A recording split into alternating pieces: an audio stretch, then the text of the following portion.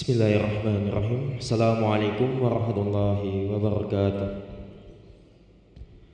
Alhamdulillahirrabbilalamin. Allahumma sholli ala sayyidina Muhammad wa ala ali sayyidina Muhammad.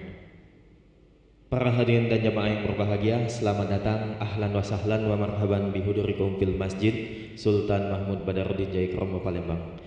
Alhamdulillah, pada hari ini Senin 12 Agustus 2024 Masehi atau bertepatan dengan 7 Safar 1446 Hijriah. Mari kita bersama-sama melaksanakan sholat zuhur berjamaah. Adapun selaku petugas pada hari ini, azan telah dikumandangkan oleh Al-Ustadz Haji Zainal Arifin dan imam yang akan dipimpin oleh Al-Ustadz Kemas Haji Andi Syarifuddin MAG, serta dilanjutkan cawisan setelah ba'da sholat nanti bersama guru kita Al-Mukarram Al-Habib Abdurrahman Hasan Al-Habsyi dengan pembahasan akhlak tasawuf kitab Nasahi Ad-Diniyah. Untuk ketertiban dan kenyamanan beribadah, jamaah diharapkan untuk tidak mengaktifkan handphonenya dan barang-barang milik jamaah dititipkan pada tempat yang telah kami sediakan. Dan kami himbau kepada para jamaah untuk tidak meninggalkan safnya sampai doa dan zikir bersama imam dengan selesai. Demikianlah harap dimaklumi. Atas perhatiannya kami pengurus Masjid Sultan Mahmud Badarudin Jaya Kromo Palembang mengucapkan terima kasih. Semoga Allah menerima amal ibadah kita pada hari ini. Amin amin ya rabbal alamin. Kami akhiri, wassalamualaikum warahmatullahi wabarakatuh. Allahu Akbar. Asyhadu an la ilaha illallah. Asyhadu anna Muhammadar Rasulullah. Hayya 'alas shalah. Hayya 'alal falah. Qad qamatis shalah. Qad qamatis shalah. Allahu Akbar. Allahu Akbar. La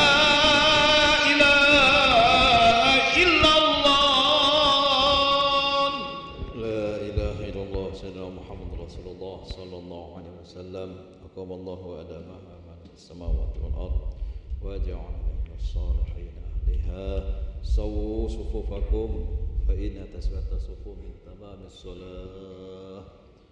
بسم الله الرحمن الرحيم.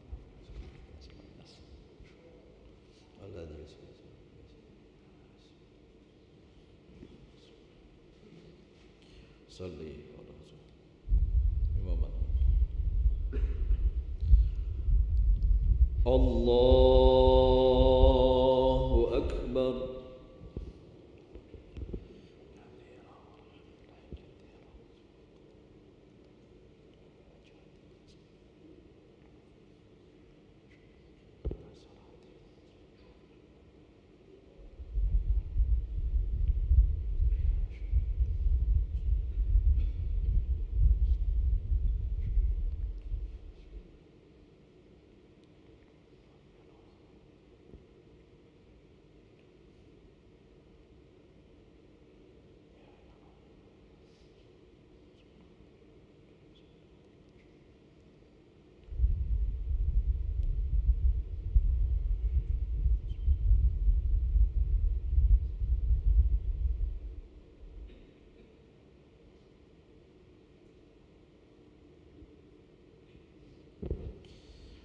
الله أكبر.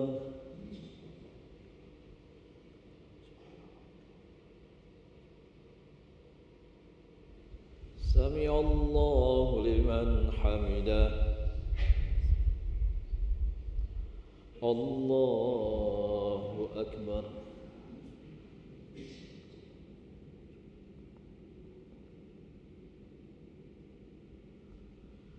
الله أكبر.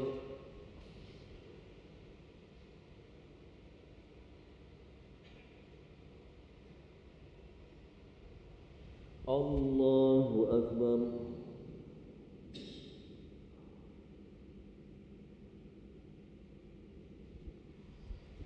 الله أكبر.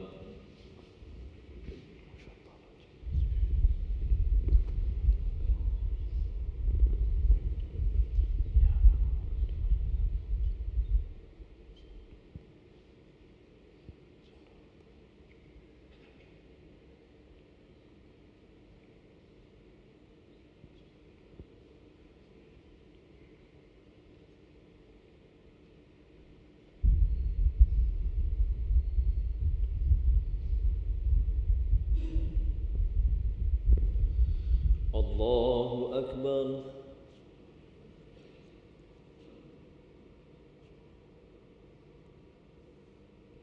سمع الله لمن حمده الله أكبر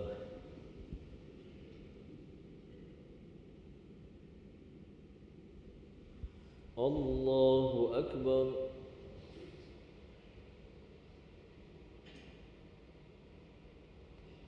الله أكبر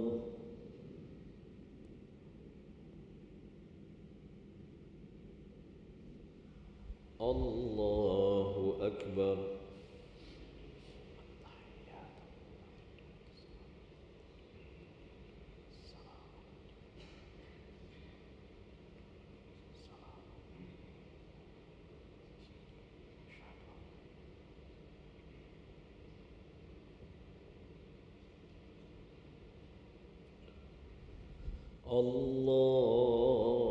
الله أكبر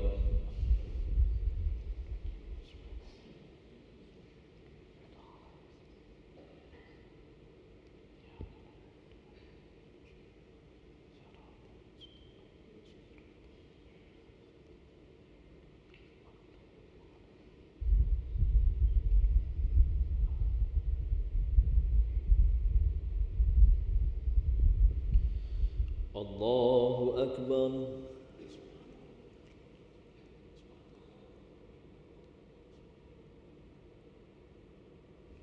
سمع الله لمن حمده الله أكبر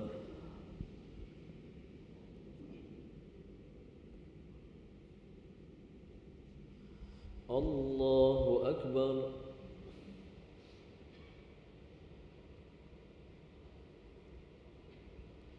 الله أكبر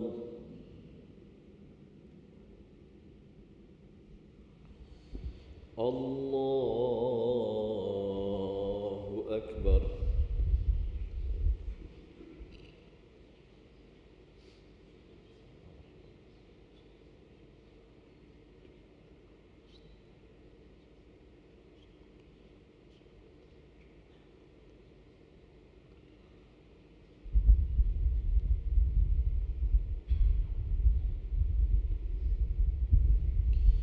الله أكبر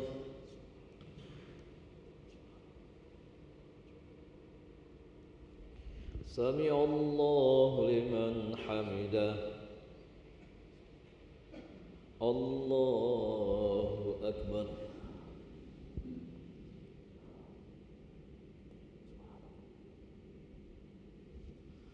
الله أكبر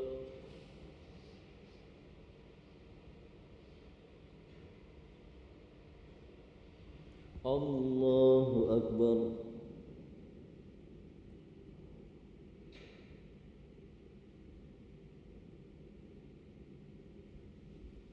الله أكبر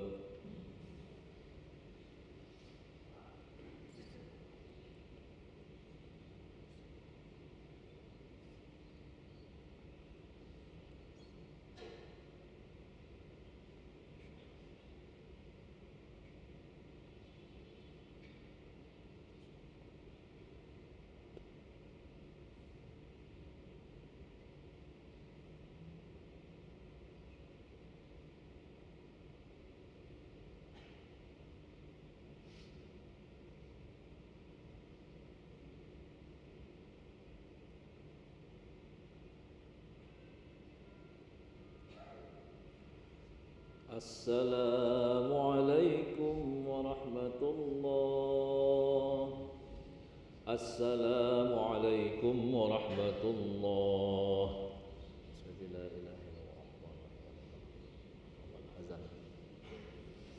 أستغفر الله العظيم لا إله إلا الله القيوم أتوب إليه أستغفر الله العظيم لا إله إلا الله القيوم أتوب إليه أستغفر الله العظيم لا إله إلا الله القيوم أتوب إليه لا إله إلا الله لا شريك له حمدا يحيي ويميت لا إله إلا الله وحده لا شريك له الله حمدا يحيي لا إله إلا الله وحده لا شريك له الله حمدا يحيي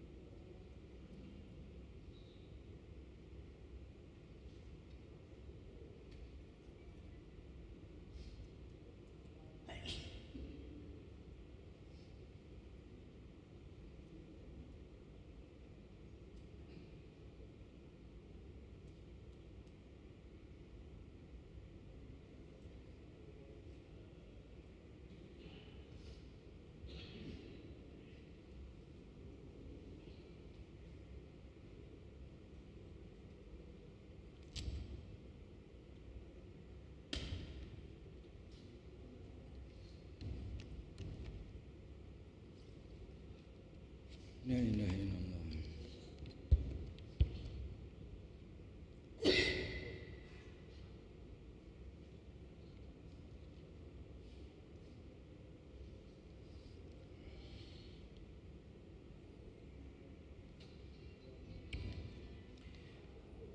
Assalamualaikum warahmatullahi wabarakatuh.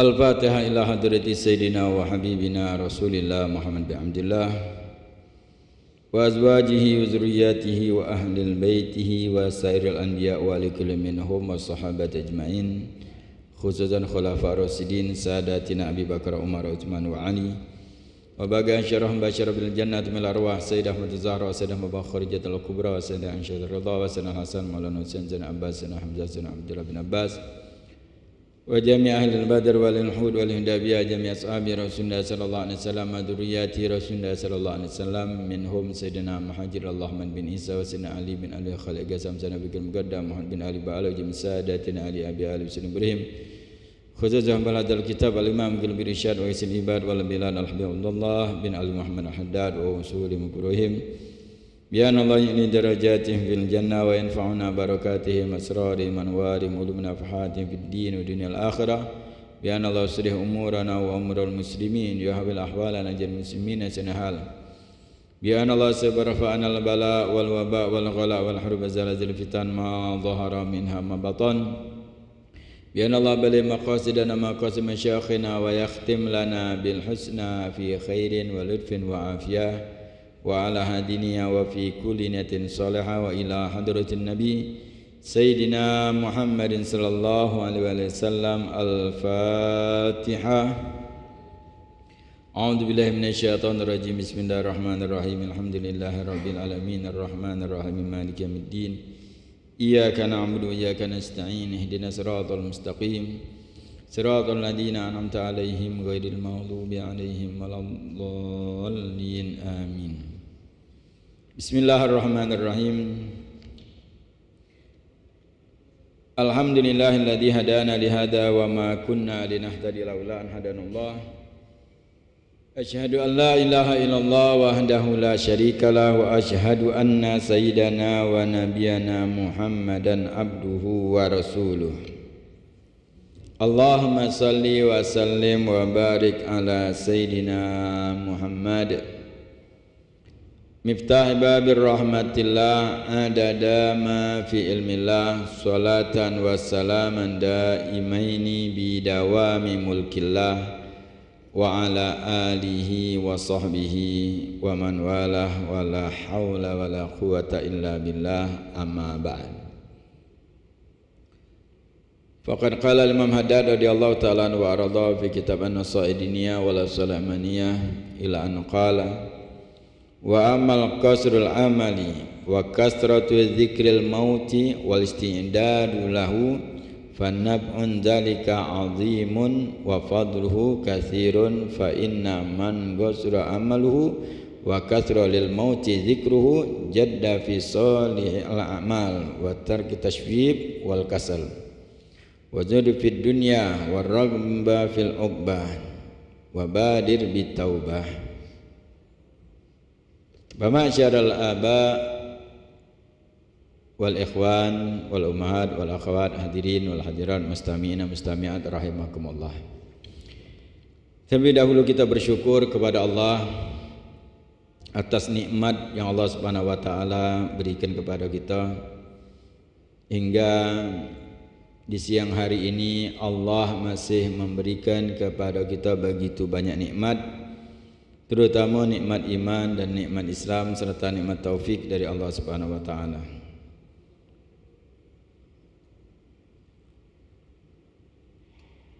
Mudah-mudahan amal ibadah kita diterima oleh Allah, diampuni segala dosa-dosa kita, dosa kedua orang tua kita, keluarga kita, dan Allah Subhanahu wa taala berikan kekuatan, kemenangan kepada saudara-saudara kita umat Islam terutama di Palestina.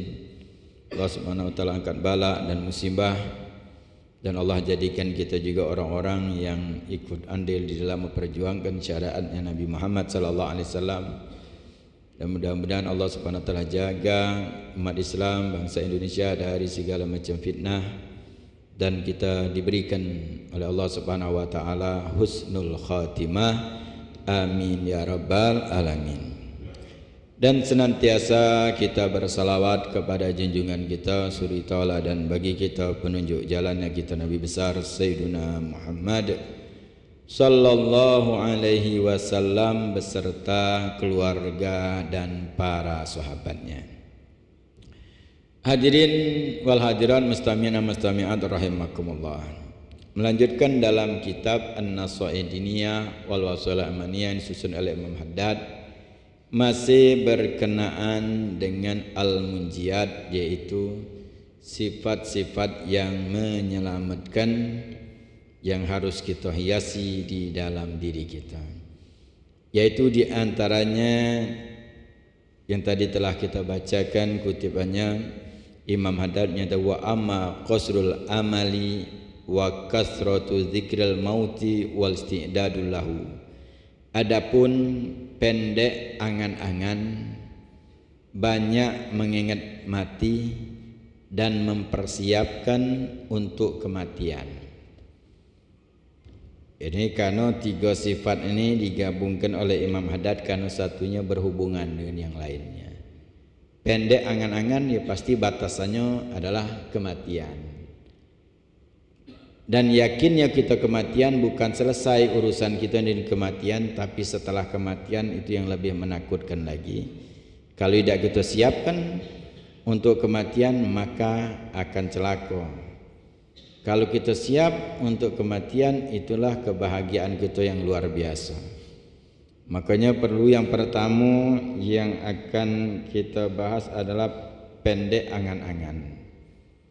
Karena ini sangat manfaatnya sangat besar, kata Imam Haddad. Apa yang dinamakan pendek angan-angan itu? Kita manusia ini memang diciptakan Allah Subhanahu wa taala ada angan-angan. Masih kita berpikir untuk kaget, padahal kematian kita tahu yakin mati. Pasti. Kenapa kita masih nyantai, masih kita bisa tersenyum, masih ketawa, masih nak mikir berbagai macam, karena ada angan-angan kita. Itulah di dalam kehidupan ini kita mampu berinteraksi dalam kehidupan, mampu kita melakukan aktivitas, padahal kita tahu yakin kematian pasti akan datang. Kematian itu tidak akan nunggu umur tua, tidak. Yang muda juga banyak laju. Kematian tidak nunggu sakit. Berapa banyak yang sehat meninggal. Bahkan kalau data kematian itu adalah yang lebih banyak yang meninggal itu orang sehat. Faktanya itu. Bukan orang yang sakit tak seberapa yang meninggal karena sakit. Yang sehat banyak meninggal. Yaitu data yang paling banyak di dalam meninggal itu disebabkan kecelakaan. Orang sehat kalau itu. Yang kedua peperangan. Sehat kalau. Yang sakit cuman sekian. Berarti menunjukkan fakta bahwa kematian itu tidak nunggu sakit dan tidak nunggu tua, tapi pasti kematian itu akan datang. Nah, kita tahu dengan hal demikian, setiap saat kematian ini mengintai kita. Itu yang dikatakan Nabi sallallahu alaihi wasallam, aqrabul ghaib yuntazar. Sesuatu yang tidak diketahui yang kita tunggu gaib, tapi yang ditunggu lebih dekat, paling dekat dengan kita ada kematian. Senantiasa mengintai kita, ingat waktu yang tepat aja. Malaikat yang setiap saat memperhatikan kita, karena tugas malaikat maut, malaikat Israel itu mencabut nyawa. Sekarang lagi apa? Lagi mengiksa setiap saat. Itulah tugasnya. Malaikat itu tidak lalai dari tugasnya saja. Detail. Gawe nyambut nyawa Nengok yang mana sudah, yang mana bakalan pagak. Itu yang tugasnya itu sampai selesai tugas malaikat itu. Selesainya malaikat Israel itu tugasnya nyambut nyawa dewek. Oh, ini lebih berat. Nyambut nyawa dewek. Kullu nafsin dha'iqatul maut. Setiap bernyawa pasti merasakan kematian. Itu tugas malaikat Israel. Jadi kita ini diintai dan yakin kita kematian itu ada. Pasti. Tapi kenapa kita masih lemah, masih di dalam kehidupan ini? Masih kita baca naksa kesenangan, makan masih nafsu, makan masih terasa lemah, tidur kita nyaman. Kenapa Samit? Karena kita ini ada angan-angan. Ketika Allah Subhanahu wa taala ciptakan manusia, dikeluarkan dari sulbi Nabi Adam alaihissalam seluruh manusia, malaikat menyaksikan itu alangkah banyaknya manusia ini. Maka malaikat menyatakan kepada Allah, ya Allah, bumi ini tidak cukup untuk sebanyak itu manusia, karena manusia makhluk kasar. Ukurannya malaikat mikirkan tidak cukup, karena dari zaman Nabi Adam sampai akhir zaman numpak di bumi ini, ya tidak cukup jelas. Maka Allah menyatakan, inni khalaqtul maut, aku ciptakan kematian. Ketika mendengar kematian, malaikat menyatakan, ya Allah, mereka tidak akan terasa nyaman tinggal atau hidup di dunia kalau engkau ciptakan kematian. Maka kalau wong hidup, dia tahu bakalan mati, udah lesu lah itu. Tak nafsu lagi makan, tak nafsu untuk ketawa, tak baca lagi. Kalau orang baik, kalau sekarang kalau diponis wong pakaklah nak meninggal laju lah ini kan, tak kati obatnya lagi. Apalagi kalau dokter lah ngomong bawa balik bah, sudah nyerah dokter. Nah itu wong yang itu nengar itu, tak baca ketawa lagi sudah. Tak nafsu makan lagi, makan tak nafsu lagi. Atau dokter besok laju, nah sudah lesu. Maka tidak akan nyaman, kata malaikat. Maka Allah nyatakan, inni khalaqtul amal, aku ciptakan angan-angan. Nah manusia ini ada angan-angan. Kita duduk di sini masih kepengen nak balik ke rumah, atau mungkin di tempat gawe, atau rencana-rencana lain gitu. Itu angan-angan namanya. Kepengen mek ini, kepengen mek ini. Kaget suwi, kaget aku nak ke sini. Itu angan-angan. Adalah keinginan kita, dan sedangkan kita yakin bahwa kematian itu akan datang. Pasti itu datangnya tiba-tiba. Maka kematian tidak nunggu tua, tidak nunggu sakit, tidak nunggu ada waktu tertentu atau keadaan tertentu, tidak. Tapi pasti datangnya. Pasti datangnya, tapi kita masih, itu namanya angan-angan yang ada dalam diri kita ini.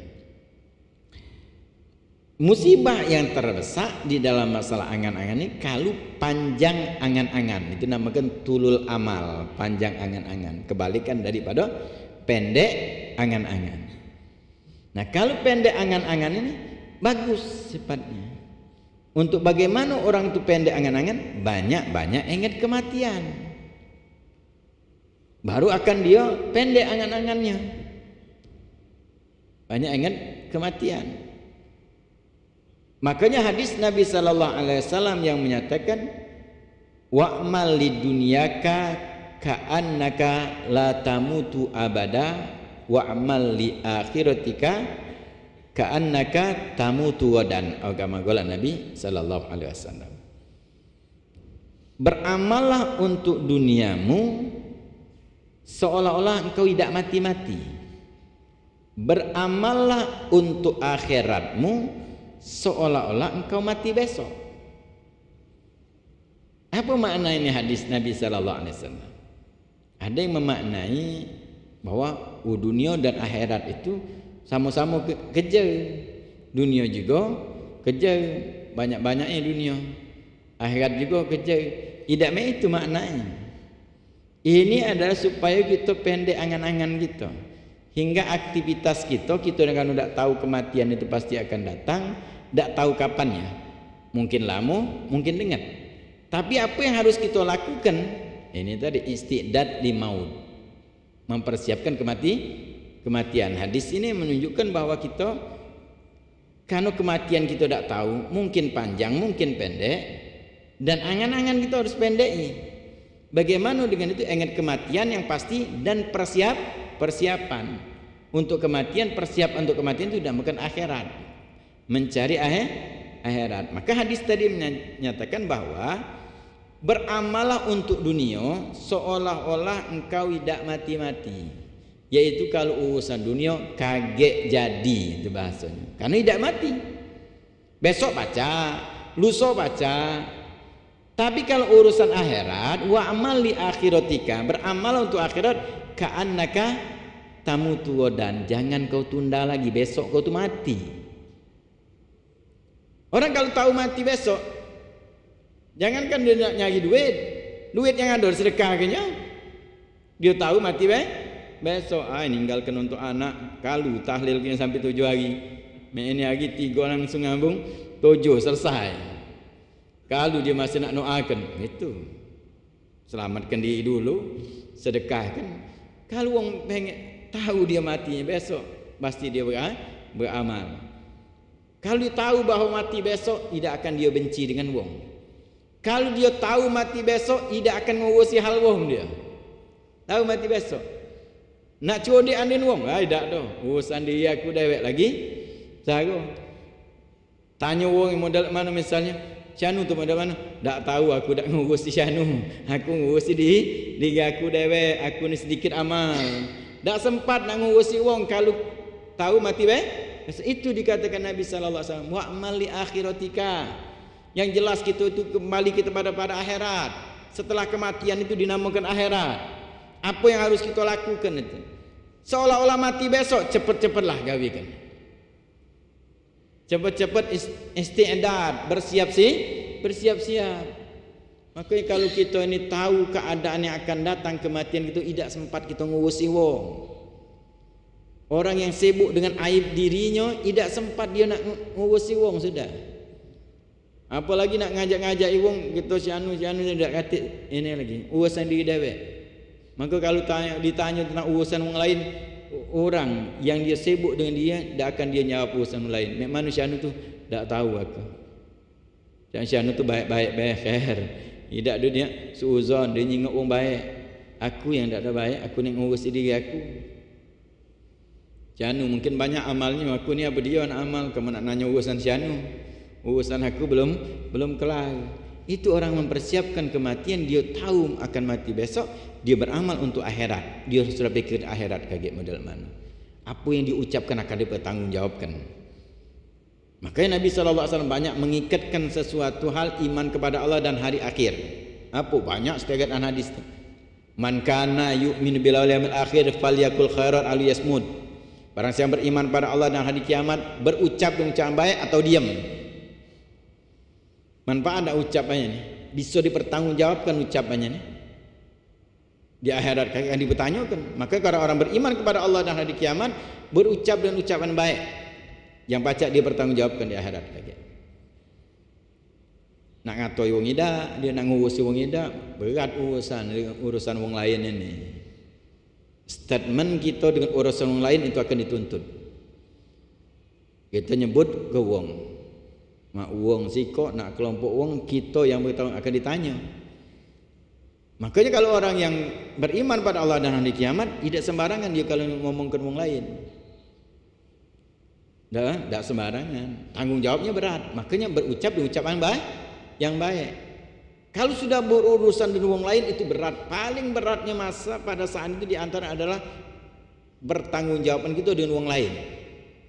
Kalau pertanggungjawaban kita dengan diri kita dewek, omongan kita tidak nyangkut wong lain, omongan kita mungkin maksiat lidah. Kita mungkin naudzubillah min dzalik, mungkin ada ngomong kotor lah. Urusan dia dengan Allah dia minta ampun, Allah ampuni, selesai. Tapi kalau urusan dengan wong lain tidak cukup kita dengan Allah, Allah balik ke dengan wong itu. Memang urusan jangan. Nah itu tadi. Urusan dengan wong lain. Makanya kalau kita sibuk dengan aib, kita tidak ada waktu untuk ngurusi wong lain. Makanya orang yang pendek angan-angan, banyak ingat mati dan mempersiapkan kematian. Maka kalau dia mati besok tidak banyak ngurusi wong lain. Makanya para salaf kita mereka menggunakan waktu untuk amal kalian. Tak kata apa urusan dengan urusan wong lain. Beramal, sibuk beramal. Full kadang-kadang mereka itu 24 jam isinya amal ibadah kan. Paling tidak keluar urusannya dengan lidahnya untuk nasihat wong. Urusan kita dengan umat Islam lain nasihat. Kalau nyengok depan kita kemungkaran nasihat ni. Kalau kita yang dengar-dengar itu, tak usahlah kita urusi. Muamalah dengan wong, apa yang kita jingok, bukan apa yang kita dengar. Dikatakan amilun nas bima taro, wala tu aminun nas bima tasma. Muamalah dengan manusia ini, dengan apa yang kita jingok, jangan apa yang kita dengar. Yang dengar ini macam-macam kita jingok. Bagus mana? Sudah bagus. Yang bagus dia baca peloi. Yang tidak bagus nasihat selesai. Kalau kita dengar dari wong macam-macam, syanu tu. Padahal kita kadang-kadang ada berkawan dengan wong bagus, baik gitu. Kadang-kadang dengar wong, kau ngapa berjalan dengan syanu tu tahu tak kau? Ini. Gara-gara dengar tadi timbul kita berubah dengan padahal wong ini baik-baik. Makanya kalau kita muamalah dengan wong, apa yang kita jingok sudah. Apa yang kita dengar naudzubillah min dzalik bisa kita celaka hingga akhirnya kita banyak menuduh wong tak benar segala macam suuzon apa yang kita dengar. Jangan kita dengar. Yang dengar dari wong tu yang baik-baik bagus. Yang tak baik benar baik itu lagi ghibah. Benar baik yang diomong itu lagi ghibah. Orang ghibah itu nyedekahkan amalnya dah. Yang benar. Apalagi yang fitnah. Maka tak usah lagi kita dengar urusan itu. Urusan wong lain tak usah dengar. Jingok apa yang di depan mata kita. Apa yang kita jingok.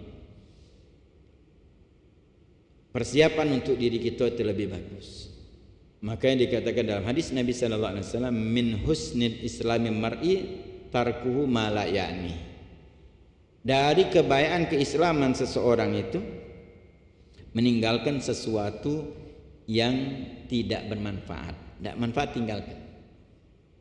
Makanya Sayyidina Imam Abu Dawud, itu Sunan Abu Dawud, menyusun Sunan Abu Dawud, beliau menyatakan waktunya dan hafalan hadisnya itu tulisannya sekitar 500.000 hadis yang dibukukan di dalam Sunan Abi Dawud sekitar 4.800 hadis. Itu Sunan Abu Dawud.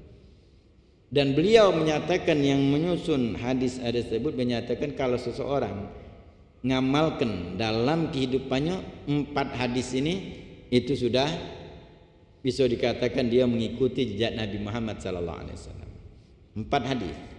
Pertama innamal a'malu binniyat, jelas ini. Segala gawe perlu kita niatkan. Apa urusan kita? Niat yang baik. Aktivitas itu tergantung niatnya. Kalau sudah niatnya salah, sudah bakalan ujungnya salah terus sudah. Niat salah. Jangankan urusan-urusan dunia, urusan mau belajar baik. Makanya ulama kita para solihin menekankan wong yang belajar ilmu kalau salah niatnya bisa mencelakakan dia. Itu yang jadi ulama su. Itu salah niat di dalam belajar. Makanya dahulu dijelaskan untuk niat itu harus asal niat yang baik karena Allah. Bukan nak kepengen penghormatan dari wong, pujian dari wong. Karena ulama ini di antara fitnahnya adalah hasud. Itu hasud itu dagangan iblis yang dijual kepada ulama. Dia punya majelis, ada ulama lain, ulama lebih kami, lebih dimuliakan, lebih ini. Ada hasud atau iblis. Nah, itu jual iblis. Itu yang terjadi ketika ulama salah niat. Niatnya pengen penghormatan dari wong lain, pengen dia didepankan, pengen ngetop. Nah, ini urusan dunia kalian. Celaka jadi. Makanya selalu ditanamkan untuk belajar itu adalah ngambil manfaat, untuk berbekal diri, jago diri dari api neraka. Itu niat. Makanya satu yang penting di dalam urusan kita kata Ma'bud Daud adalah innamal a'malu binniyat. Yang kedua tadi hadis tadi, min husnil islami mar'i tarkuhu ma la ya'ni. Daripada kebaikan keislaman seseorang itu meninggalkan yang tidak manfaat. Tidak manfaat tinggalkan sudah. Ya manfaat lakukan. Itu waktu kita bernilai, berharga. Jangan sampai akhirnya kita waktu kita sia-sia baik. Orang lain beramal kita hayal ngurusi wong. Nah, celaka gitu. Tidak manfaat. Apa dia manfaatnya? Kalau kita melakukan sesuatu tanya, manfaatnya itu apa untuk kita di akhirat kakek? Ada tidak manfaatnya? Kata manfaat tinggalkan. Apalagi bisa datangkan mudarat. Nah, keislaman seseorang itu meninggalkan sesuatu yang tidak manfaat. Maka kalau kita melakukan apa baik, tanya pada diri kita, apa dia faedahnya untuk kita? Maka kita sekarang ini banyak dipalingkan waktu gitu dengan yang tidak manfaat. HP kita, berita ini meloi berita ini, urusan kita bukan. Tak kata apa-apanya urusan dengan kita, tapi kita akhirnya melok sini, berita ini melok ini seolah-olah pintar galau ini lagi. Seolah-olah hebat galau. Urusan masalah politik hebat, masalah ini hebat, berbicara akhirnya bukan pada tempatnya. Hingga kita dewek kadang-kadang terpengaruh itu. Urusan agama kita salah baik kita bertanya, urusan apa ada ahlinya galau. Agama ada ahlinya, urusan dunia ada ahlinya. Tanya bukan tempatnya di HP untuk bertanya. Masalah ilmu dengan ulama, tanya tempatnya. Tak cukup dengan masalah WA segala macam beda. Duduk nian. Itu nak pengen ilmu. Karena ilmu ini sama seperti zohir itu adalah penyakit. Ilmu ini penyakit kebodohan, obatnya ilmu. Kalau penyakit badan ada obatnya lain. Itulah dokter. Palak pening ke dokter. Jangan palak pening buka HP. Cari di Google obat sakit kepala, metu galau. Nah, urusan agama banyak kadang-kadang itu, urusan nanyo di Google, nanyo, apakah hukum ini? Sket metu. Yang mana metu be? Ini hukum. Seolah-olah pintar galau main lagi. Tapi kalau urusan penyakit tak kata orang sakit kepala ngetik obat apa? Oh, milih be obat yang beli di apotek. Apa dosis dia baca laju. Maka kalau urusan penyakit mana pergi ke dokter. Kepengen sakit apa spesialis, ada spesialisnya. Bagian dalam ini ada, bagian saraf ada, salah begitu apa? Pergi. Jangankan itu diusir oleh dokter. Spesialis sakit saraf, ada. Pergi ke nyakit dalam, salah bukan sini. Ini saraf sana. Nah, ini ada dokter lagi ada ahlinya. Jadi bertanya dan diperiksa dulu baru dijawab obat, itu periksa dulu baru dijawab obat. Bukan langsung dijawab obat kalau sakitnya. Periksa dulu ini, ditanya dulu. Nurut pula wong tadi kan nurut. Tanya. sakit ini makan apa, pernah ini apa. Setelah tanya baru diinjak resep. Mayah. Ya nama dokter mayah. Urusan agama ini lebih penting daripada jasad.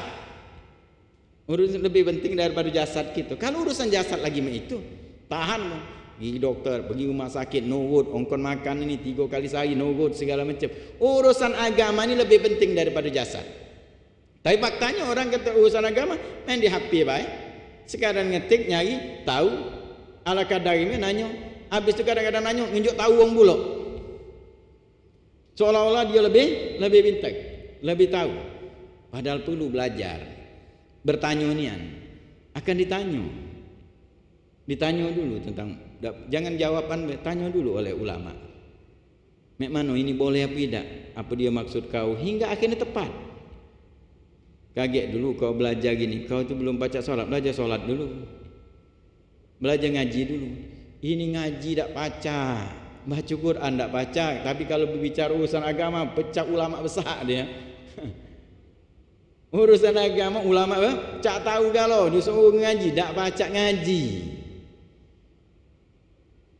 Ini yang zaman sekarang ni musibah terjadi itu ngomong galau dengan wong yang apa yang dia dengar. Apa yang dengar dia ngomong je seolah-olah ahli galau. Yang lebih lolo lagi yang dengar, dia dengarnya pula wong ini tadi. Itu kadang-kadang model itu ada. Ustaz, ada unanya itu. Ustaz, hukum ini mana? Hukum ini mek ini gitu jelasnya. Tapi tak kata Syanu tu mek ini. Syanu tu siapa? Ahli tak dia ini? Tidak wong pasar rupanya. Hanya berkelakar berkawan sama-sama dia. Yang ini dijadikan ni sudah tahu wong ini kapasitas itu apa. Sama macam tadi. Kamu coba pergi ke doktor, dinjuk doktor obat. Ngomong dengan doktor itu, "Dok, kata Syanunya bukan ini obatnya." Kira-kira mek mana doktor balik baik kau kan. Kenapa? Siapa Syanu tu? Kawan aku di pasar.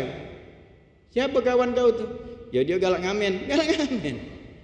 Dia dengar urusan ni dimarah doktor yang model itu.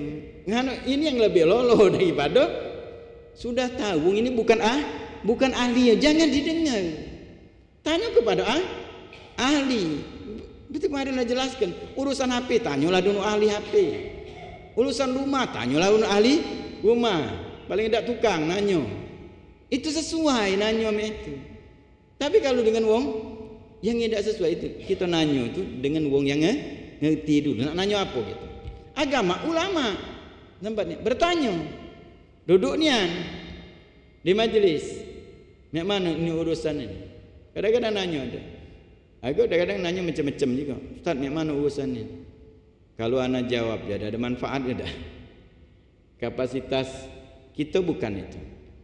Bukan urusan itu. Sudah ada usaha kita banyak tanya. Urusan ini urusan pemerintah. Nah kaget kalau kau jadi pemerintah baru nanya. Sebelum jangan menikah kepala baik. Dak kata Pak Kalau dak kata Pak dah tinggalkan. Maka hadis Nabi sallallahu alaihi wasallam menyatakan demikian, min husnil islami mar'i tarkuhu ma la ya'ni. Ini hadis yang kedua. Baru baca manfaat kita hidup kita. Tinggalkan yang tidak manfaat. Yang ketiga, ngamalkan la yu'minu ahadukum hatta yuhibba li akhi ma yuhibbu li nafsihi. Ini muamalah kita dengan orang. Muamalah kita dengan orang yang beriman itu.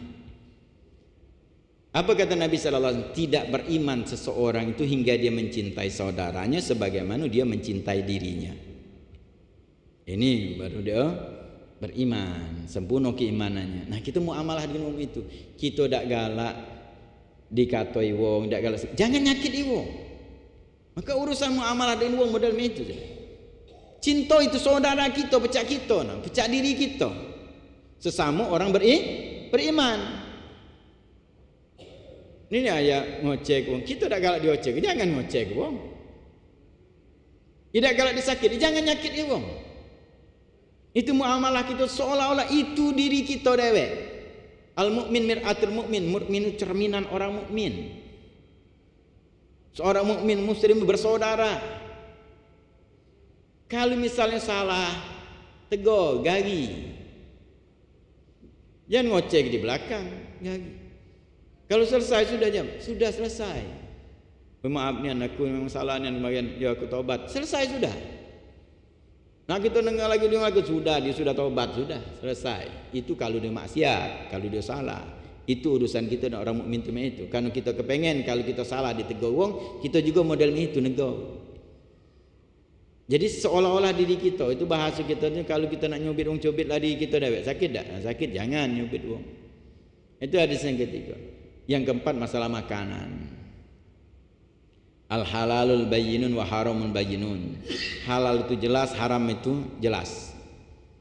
Wa ma bainahum mustabihat, di antara keduanya ada yang syubhat.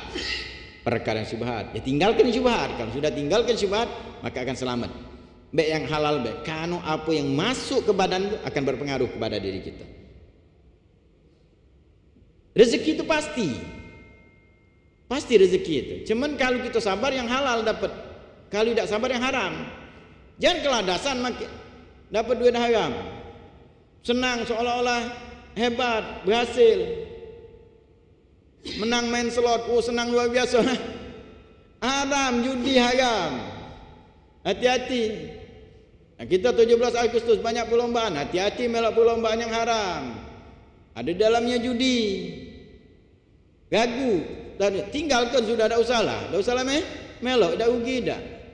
Yang sebagusnya kita dalam 17 Agustus hari kemerdekaan doakan pahlawan itu. Lanjutkan perjuangan pahlawan baru. Maksiat nangis pahlawan tu kalau nyengok kita ni maksiat. Wajar kita tidak menghormati pahlawan yang model itu. Mereka dengan harta dan nyawa mereka untuk kita merdeka. Tapi kita merayakannya dengan maksiat. Nauzubillah min dzalik. Dengan judi. Itu nah samping Ampera tu nah jengok monumennya turun sekali-kali situ bawah gel itu nah itu. Ada monumen apa di bawah situ? Tahun 1947. Perang 5 hari 5 malam. Itu samping itu nih. Jengok monumennya hilang. Tertutup. Lagi jengokan. Ya sekali-kali turun nah jengok situ. Monumen itu pahlawan gitu. 5 hari 5 malam. Perang 5 hari 5 malam itu. Bukan begadang, bukan senang-senang berperang 5 hari 5 malam itu monumennya. Supaya apa? Kenapa diunjuk monumen? Supaya kita yang hidup ini nyengok itu ingat. Ini pahlawannya mereka. Sampai kita sekarang lemak. Sampai kita menikmatinya. Kita listrik ada segala macam ada hidup kita lemak nikmat itu 5 hari 5 malam mereka berperang. Kita nak merayakannya dengan maksiat, na'udzubillah min dzalik. Maka nak merayakan doakan dulu pahlawan. Itu di Palembang ini, pahlawan Palembang doakan. Bagus kalau misalnya kita doa bersama untuk para pahlawan, senang baru barokah kita akan dapat. Kalau yang model itu mereka sedih. Maka hati-hati juga perlombaan. Boleh kita nak senang-senang perlombaan. Dulu hanya untuk senang, terutama untuk nyenangkan budak kecil. Ya nyenang ke budak kecil biar bahagia. Karena dulu juga ingat juga sulitnya mereka untuk senang. Budak kecil senang. Hadiah siapa yang jual hadiah? Ada wong yang jaminnya. Biar aku yang jual hadiahnya. Tidak sekarang model itu yo naftar segala macam naftar akhirnya ya bertanding. Baca judi itu. Kalau ngerti hukumnya, tidak ngerti caranya jadi judi walaupun dikit masuk ke duit. Itu ada tata caranya. Maka kalau kita ragu dengan masalah ini, apalagi misalnya tidak ada bertanya, tinggalkan sudah. Tinggalkan hal-hal yang menjurus kepada ini. Makanya apa yang kita makan senang kadang-kadang dapat kita makan jadi haram. Nauzubillah min dzalik. Jangan senang gitu dapat hal yang diharamkan Allah Subhanahu wa taala. Apalagi yang sekarang perlombaannya macam-macam. Bukan budak kecil lagi, wong tua. Yang perlombaannya, wah dah tahu lagi, tahulah dewek kadang nyingok macam yang dua laki bini, yang me ini, yang lanang maki me ini, pak. Nauzubillah min dzalik, sudah menjurus kepada hari yang jorok, nauzubillah. Ini yang apa? Memperingati kemerdekaan model me ini, pahlawan tak senang model me itu. Jelas, makanya kita pikir jingok bagaimana untuk kita, untuk apa kita ini? Hari kemerdekaannya apa? Bagaimana perjuangannya? Ingat bagaimana? Jadi ingat kita 17 Agustus Ingatkan juga pada saat itu 17 Agustus di tahun 45 itu di Ramadan. Ingat juga pada saat pembacaan itu di hari Jumat. Jadi di Ramadan, kalau tidak salah tanggal 9 Ramadan, bertepatan dengan 17 Agustus itu. Makanya dibaca jam 10, habis itu sholat Jumat. Sholat Jumat itu yang harus kita ingatkan juga. Jangan sekadar lupa pada saat itu. Juga bagaimana kemerdekaan itu didapatkan, dibacakan dengan rahmat Allah.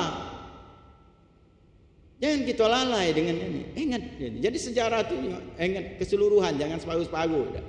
Siapa yang berjuang, model mana dibacakan, bagaimana kondisi pada saat itu. Setelahnya bagaimana umat Islam pada saat itu hari Jumat, sholat Jumat, di mana pada saat sholat Jumat itu doa.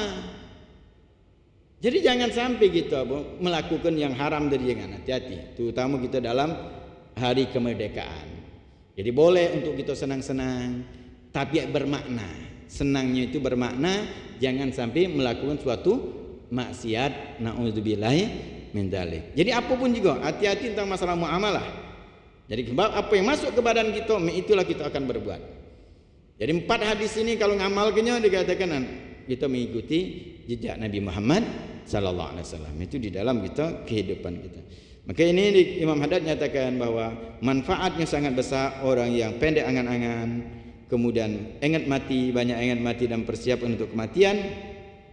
Karena dikatakan barang siapa yang melakukan hal tersebut, maka dia akan berusaha jadda fi sholil amal wa tarkus taswif.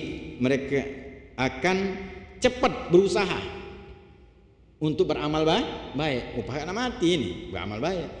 Meninggalkan taswif, menunda-nunda, tak galak menunda. Laju sekarang ni lah, karena besok meninggal. Kalau besok meninggal, tak nunggu lagi. Lusa besok meninggal, mana nak nunggu lusa lagi. Sekarang lah, kasal, malas, tinggalkan, tak ada nak alas lagi. Wa zuhud fi dunia, dan zuhud terhadap dunia, tak banyak kendak terhadap dunia. Maka istilah kemarin itu, istilah kita di Palembang, orang zuhud itu tidak-tidaknya menyatakan ada payu dak atik sudah.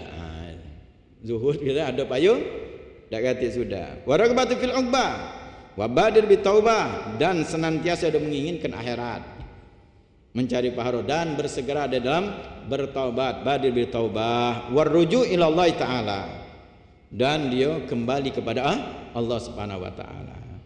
Wa taba'un amma yushghiluhu an ta'ati Allah taala wa an suluki sabil mardati, dan dia senantiasa sibuk dirinya untuk taat kepada Allah, sibuk dirinya taat, dan dia berjalan untuk menuju keridhaan Allah Subhanahu wa taala. Selalu dia timbang apakah ini yang diridhai Allah atau tidak. Itu orang yang dia mempersiapkan kematian. Maka dari itu ma'asyar hadirin, mustami'in, mustami'at rahimakumullah, periksa diri kita masing-masing. Periksa diri kita masing. Apakah kita ini termasuk wong yang pendek angan-angan atau panjang angan-angan? Sebenarnya simpel. Untuk kita pendek angan-angan, ingat kelas solat sudah. Kehidupan kita sehari-hari ini ingat solat. Yang lain tu jadikan anten-anten. Alhamdulillah kita sudah solat zuhur, anten-anten nunggu asar. Nah tinggal kita sibukkan apa baik itu. Cari yang manfaat tadi. Jangan tidak manfaat cari. Solat asar kagak? Solat asar. Habis solat asar, anten-anten nunggu maghrib. Cari sibukan yang manfaat. Tak usahlah dulu nak nunggu, misal pada saat kita solat asar belum, sekarang misalnya sudah mikirkan kita maghrib. Itu panjang angan-angan dia masih. Asar lagi belum lah mikir ke maghrib, kaget mikir maghrib, pikirkan asar dulu, baru setelah asar baru maghrib. Setelah solat maghrib, tak usah mikir ke subuh jauh gino, mikir ke isya. Nah, keseharian kita kalau aktif ini tidak banyak pening kepala kita. Tidak akan mikir macam-macam. Kadang-kadang untuk terlalu jauh dia mikir, hingga yang di depan dia lalai dia. Itu yang jahatnya banyak angan-angan tu modelnya itu. Anaknya baru lahir, lah mikirkan biaya kuliahnya. Wah, pening balanya. Baru lahir, pening. Mesti kalau lahir senang. Oh, punya anak senang. Ini ketika dia mikir apa? Jauh, timbul pening palanya. Apalagi yang bujangan mikirkan, wah aku ni bujangan ni, mana kalau aku bini kaget, mana kalau punya anak. Nah sudah alamat bujang tua yang modal mikir modal itu. Jalani dulu kaget ni. Kalau bujangan cari jodoh. Tak usahlah mikir kaget mana punya anak, mana punya anak dua, mana punya anak tiga. Ini repot modal jalani kehidupan yang di depan kita. Makanya kalau keseharian kita seperti tadi, bahwa solat yang kita pikirkan, selebihnya adalah anten-anten hidup kita tu ringan, tidak terlalu banyak beban yang kita pikirkan, karena otak kita tu punya kapasitasnya ada. Jangan terlalu banyak yang numpuk untuk kita, timbul kita stres.